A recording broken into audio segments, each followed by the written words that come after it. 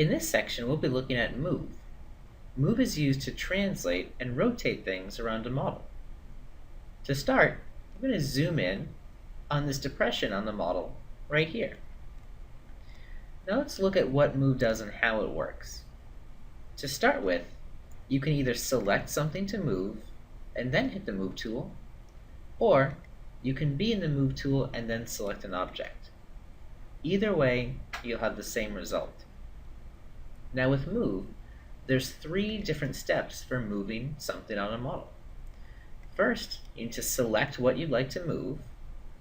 The second is you need to select a direction you want that to move in. You'll notice in the move handle that there's a blue, red, and a green arrow. These are 3 translation directions. Then there's a green, blue, and a red rotation arrow. These 3 rotation arrows will let you rotate in different ways. So once you've selected what you'd like to move, select one of those 6 arrows. This lets SpaceClaim know which direction it should be moved in. After that's been selected, you can simply drag anywhere on screen or type in an exact value. Typing in 5 millimeters will move that face 5 millimeters. Now, one thing you might be wondering is that looks awfully similar to pull. You'll notice pulling this face and moving this face gives you a seemingly similar result. Let's think about it. What's the difference in what's going on? In this case, there is no difference. Moving a single face and pulling a single face gives you the same result. That's because what pull's doing is pull is offsetting that face. You'll notice a much bigger difference if we were moving and pulling on several faces. Let's go to select and box select this depression. Remember, as you're box selecting, you can pause for a second to see what's in your box to make sure it's big enough to contain that entire hole. Once I have all of these faces selected, remember if you look on the bottom of your screen, there should be 6. If I go to move, move will take all of those faces, let me choose a direction to move it, and move that a precise distance. If I go to pull, what pull does is pull offsets all of these faces outward or inward at the same time. So remember, a good way to think about it is ask yourself, do I want this to become bigger or smaller? If so, use pull. If you want to change its location, use the move tool. But there are some differences even when you're pulling or moving a single face. Let's take a look at this round on the other side of the model. Remember, if you pull around, it's going to get bigger or smaller. If I move around, I'm going to change the location of that. So in this case, if I click the red arrow, the round is changing its location. It's staying the same size, but changing its location. Remember, if you're halfway through an operation and you'd like it to stop, you can hit the escape key on your keyboard. That will cancel that current operation. So what I want to do next is let's look at how that's moving. It's moving in the direction of the round towards it. However, maybe you don't want to move it in that direction. Because remember, there's a red, blue, and green direction for moving. You may want to set your own direction for moving something on a model. And to do that, we have tool guides on the left side of the screen that help you move these objects. One that I use a lot is our move direction. By clicking on this, you can set the direction for how something's moving. You'll notice that by hovering on an edge, the move tool ghosts and points in that direction. If you hover on a face, it's going to point normal to that face. So to move it in this direction, I could either select on this face or this edge. This will make it parallel to the edge or perpendicular to that face. Now you'll notice I'm moving that round in a specific direction that I'd like to. And I can type in a precise distance. Let's look at a few other ways we might want to move something and use our tool guides at the same time. I'm going to make a box select. Now remember, you can select, draw a box around what you'd like to grab, and go back into the Move tool. Let's say I want to move something to a precise distance. There's two main ways to do that. I'm going to be looking at both of them. One is to use a ruler dimension. You'll notice our ruler icon here in the options is grayed out. Because remember, the first thing I do is select what I'd like to move, and the second thing I need to do is select a direction to move it in. The other thing we'll be looking at is up to. Up to lets you snap an object to a particular distance or location. So let's look at up to. And again, we'll pick a direction we want it to move in, the green direction. I'll hit up to, and I'll click on the axis of this part. Notice it moved it so that the Move tool is lined up to the axis.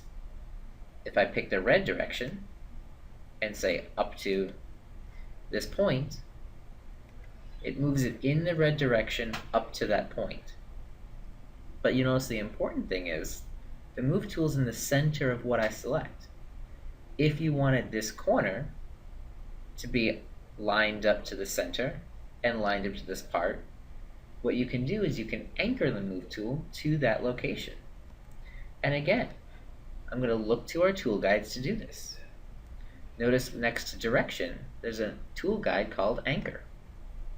Let's anchor the Move tool onto that top corner. Now you'll notice the same thing is moving. I'm changing the same geometry, but I'm just referencing a new location. Red direction up to this point. Green direction up to the center. This is very helpful for moving and referencing a single location on many faces to go exactly where you need it to be. Next though, let's look at the ruler icon. Ruler doesn't snap you to a location, but it lets you dimension from one thing or another. So I can, in the green direction, dimension it to this face. Now it can be a specific distance from that. 20 millimeters, 10 millimeters, 25. Or in the red direction, I can dimension it to an edge or another face. Type in 25. So remember, using the ruler icon and up to and anchor lets you easily position the Move tool and then move it or snap it to a precise location. Next, let's look at rotating an object. To do this, I'm going to clear my selection by hitting the Escape key on my keyboard, and I'm going to select on one face. Remember, I can translate or rotate geometry, so now we'll be looking at rotate. I'm going to first select what I'd like to move, which is this face, and then select the red tool for rotating. Once I select it, again, clicking anywhere on my screen will start rotating the model. Imagine there's a line drawn through my cursor to the Move tool. That's the bar that I'm rotating about. So if I'm very close to the Move tool, any slight movement is going to cause a drastic change to the rotation angle. If I'm farther out from the model, the line's going to be longer, and I'm going to have a lot more control when rotating. Another thing to think about when rotating is that we have a rotation angle, such as 15 degrees. If I type in -15, it's automatically going to be converted to 345. If I type in 10, it goes back to the rotation of 10. Just like translating, it's important with rotating to have your Move tool positioned at a precise location. We looked at anchor as one way to change the location of the Move tool, but you'll notice that there's a yellow ball in the center of the Move tool. This can be dragged to a new location.